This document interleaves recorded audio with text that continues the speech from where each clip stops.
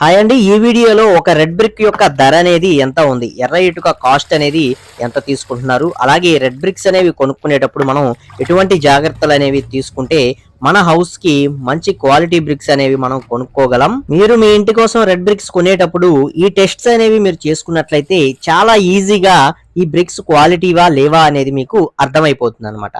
First గా మనకి మీరు ఇప్పుడు చూస్తున్నారు కదా, ఈ బ్రిక్ వచ్చేసి బెస్ట్ క్వాలిటీతో ఉండే బ్రిక్స్ అండి. వీటిని మైలవరం బ్రిక్స్ అని చెప్పి పిలుస్తూ ఉంటారనమాట.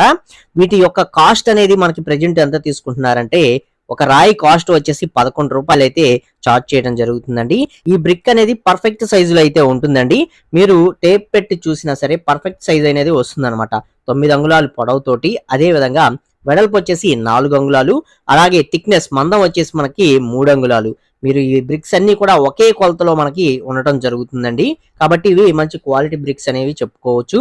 అలాగే మీరు బ్రిక్స్ ఏవైనా కొనుక్కునేటప్పుడు ఖచ్చితంగా ఈ మెజర్మెంట్స్ లో ఉన్నాయా లేదా అనేది చూసుకోండి. ఎందుకంటే బ్రిక్ అనేది ఒక హాఫ్ ఇంచ్ తగ్గడం వల్ల మనకి చాలా నష్టమే కలుగుతుంది. కాబట్టి ఇటుకరాయి అయితే మనకి పర్ఫెక్ట్ గా ఇదే మెజర్మెంట్స్ తోటి అయితే ఉండాలి. ఇకపోతే ఈ బ్రిక్స్ అన్ని కూడా మనకి ఒకే కలర్ లో అయితే కనిపించేటట్లు ఉండాలి. ఇప్పుడు మీరు చూస్తున్నారు కదా, ఈ బ్రిక్స్ అన్ని మనకి ఒకే కలర్ లో, రెడ్ కలర్ లో అయితే మనకి కనిపించడం జరుగుతుందండి. కొన్ని ఇటుకలు వచ్చేసరికి ఇట్లా రెడ్ కలర్ లో ఉండకుండా కొంచెం కలర్ తక్కువగా మనకి కనిపించడం జరుగుతుంది. అంటే కొంచెం వైట్ కలర్ అనేది ఎక్కువగా ఎక్స్పోజ్ అవుతూ ఇటుక రాళ్ళలో కనిపిస్తూ ఉంటుంది.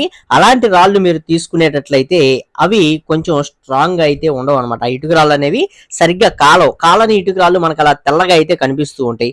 బాగా కాలని అయితే మీరు ఇప్పుడు చూస్తున్నారు కదా, ఈ విధంగా ఎర్రగా మనకి కనిపిస్తూ ఉంటాయి అనమాట. అలాగే మీరు ఇంకొక చెక్ చేసుకోవాల్సిన పాయింట్ ఏంటంటే, ఈ రెడ్ బ్రిక్స్ ని ఒక మీటర్ హైట్ నుంచి గానీ లేదా ఒక ఎత్తు నుంచి గానీ కింద పడేసినట్లయితే ఈ బ్రిక్ అనేది పగిలిపోయింది అనుకోండి, అది క్వాలిటీ లేనట్టుగా మనం పరిగణించుకోవచ్చు. మనకి పగలకుండా మంచిగా ఉందనుకోండి రాయి అనేది, అది బాగున్నట్టు మనం పరిగణనలోకి తీసుకోవచ్చు అండి.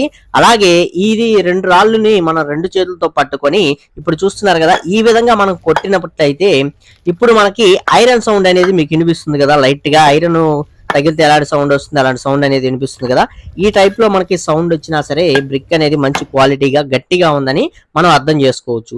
ఇలా కాకుండా మనం 2 బ్రిక్స్ కొట్టినప్పుడు బ్రిక్ అనేది ఇరిగిపోయినా, లేకపోతే కొన్ని ఓటు శబ్దాలు అనేవి వస్తూ ఉంటాయి. అలాంటి సౌండ్స్ ఏదైనా వచ్చినా సరే వాటిల్లో రాళ్లలో మనకి అంత క్వాలిటీ అనేది లేదని మనం అర్థం చేసుకోవచ్చు. అలాగే మరొక టెస్ట్ వచ్చేసి ఇటుక రాయి ఉంది కదా, ఇటుక రాయిని మనం ఒక బకెట్ నీళ్ళల్లో ముంచేసి పెట్టినట్లయితే